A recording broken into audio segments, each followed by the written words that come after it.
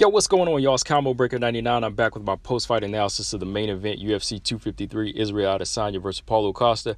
All right, y'all, I'm just getting around to doing this, man, because I'm still coming down from that fight high. I've been talking about these fights with other people offline and, just some other people I know, just discussing the Charlo fights and this UFC main event and just telling them how my predictions were pretty much spot on, just like I told them. I felt like Izzy was going to come in here and just outclass Paulo Costa all the way, which he did. I mean, I said that he would possibly stop him in like the third or fourth round with maybe just like one good accurate shot. But I also said if Paulo Costa is durable, if he has a good chin and he's really strong, he's going to be able to survive 5 rounds. Like, I didn't say he was going to do good or put up a good fight. I said that he would survive 5 rounds. But he proved me wrong even with the third round stoppage. He went in there and just pieced up Paulo Costa early on, chopped him down with some good leg kicks, and stopped him in the second round via unanswered strikes. And just like I was telling some people before this fight, like Paulo Costa, just because he's so big and looks powerful, just because he's big and he's powerful in some of his past fights, it really doesn't make him the better fighter. It doesn't really guarantee he's going to go in there and win. And that's how I have to break it down to casual fans sometimes. When they see this massive guy, you still have to kind of break it down to him in just like layman terms, like muscles don't count. That's why I tell them sometimes muscles just can't win a fight for you. You know what I mean? Like somebody like Israel Adesanya, he's in good shape, but he also has skill and technique, so he can just go in there and read his opponent right away. And for casual fans in the future, check your resumes. Check the resumes on the guys that you're a really big fan of. Check the resume of who they fought. You know what I mean? Like for me, Israel Adesanya, I was like, this dude's already cleaning up the middleweight division, so I don't know what Paulo Costa is going to bring to the table. And I was right. And he actually, like I said, destroyed him in 2 rounds. I mean, just going back and looking at the fight right away from round 1, Costa said he was going to take the fight to Izzy. He said right away he's going to jump in there and make this a rough fight, unlike Yoel Romero. But what did he do? He started fighting at a mid-range and just standing there. He was just kind of respecting Izzy. He was kind of waiting and fighting behind Izzy. While Izzy's finding his range and landing these hard leg kicks, Costa's just kind of standing there like, okay, he's like kind of egging him on, like, oh, go ahead, hit me, acting like he can take these shots. So what does Izzy do? He starts chopping that lead leg down. Well, as he's chopping it down, you can see the damage it's doing, so it's really slowing Costa's down now. I mean, he already has a speed disadvantage, but the more and more he takes these leg kicks, he ain't going to have anything. So while he's taking these shots to his knee, he's just kind of standing there and waiting on him, not really taking any strike attempts. And right there, that showed me that Paulo Costa, he wasn't ready for a chess match. He said he wanted a dog fight, but he didn't come for a dog fight. But he definitely wasn't ready for a chess match, because all he did was go in there, throw a little beat like some BS taunts around, like Conor McGregor putting the hands behind his back, sticking his tongue out, all while Izzy's just chopping him down with these leg kicks and going up top with the jab. I mean, Paulo Costa got in maybe like a couple good body kicks here and there, but he couldn't follow up because Izzy was gone after that. Izzy would take a one body shot, but he would either check that leg kick and then he'd be gone. He was just using his speed and his side-to-side movement. So while Izzy is just piecing him up, he's just standing there. That's all he can do. He's just kind of standing there throwing a leg kick here and there. And by maybe like 4 or 5, maybe like 4 minutes into the round, I'd say Paulo Costa maybe had like 10 strike attempts. He had like 10 strike attempts and maybe landed 2 or 3 of them. So, right there you could already see that Izzy was chopping him down.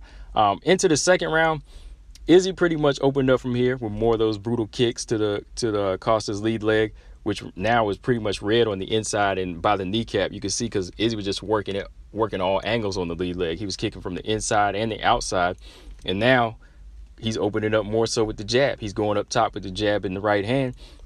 He even switched to the southpaw stance to get off, to get more kicks in to the other leg. And as he was doing this, he went right back to orthodox, started tearing that leg up, back to his left-handed stance, and he landed a big left kick to the head of Costa and opened up a cut. So from here, you could already see Paulo Costa, he was looking lost. He took this big head kick, he was bleeding from the eye, eating more jabs, and just he was in that pocket with Izzy, but he couldn't do anything now because, he was really respectable and cautious, overly cautious of the power of Izzy. So while Izzy's picking him off, Costa tries to step in, he eats a couple good body shots, and then Izzy catches him, he clips him with that good left hook. Costa shells up and Costa goes down. When he gets clipped with that left hook, he goes down and he starts, he just kind of like balls up and then he just starts eating shots, and the referee has to stop it.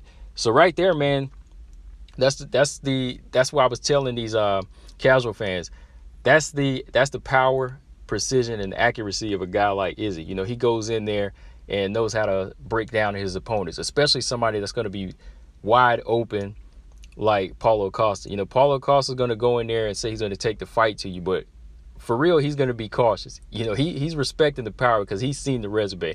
He's seen the resume himself, man. So like I was telling everybody, Israel Adesanya, he's champion for a reason. You know, he's on a level of his own. And like I was saying, man, I honestly really didn't give Paulo Costa a big chance. Maybe just to survive if he had a good chin, but I didn't really give him a big chance to win this fight.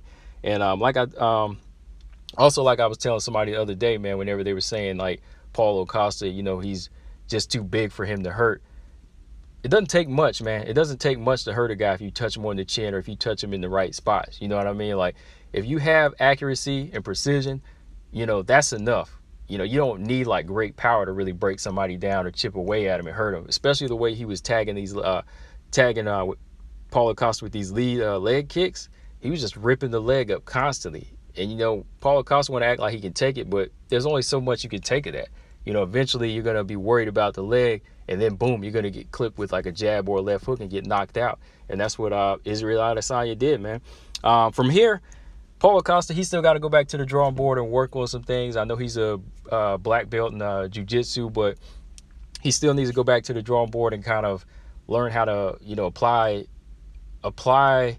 his skills in jiu-jitsu and striking all together in MMA. Like, people they used to say he's a good striker, but he's just kind of a brawler. You know, he's not good at setting anything up with a jab or anything. He could not get on the inside of Israel Adesanya in this fight. So there's still a lot of work he got to go back and do.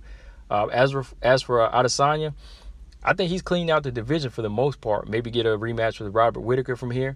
You know, I'd like to see that. I mean, they're two really solid technicians, so that would be a good fight. I mean, yeah, he knocked him out in the second round too, so I don't know what kind of threat he's really going to pose. But yeah, man, from here, Israel Adesanya, I think he's one of the pound for pound best in the UFC.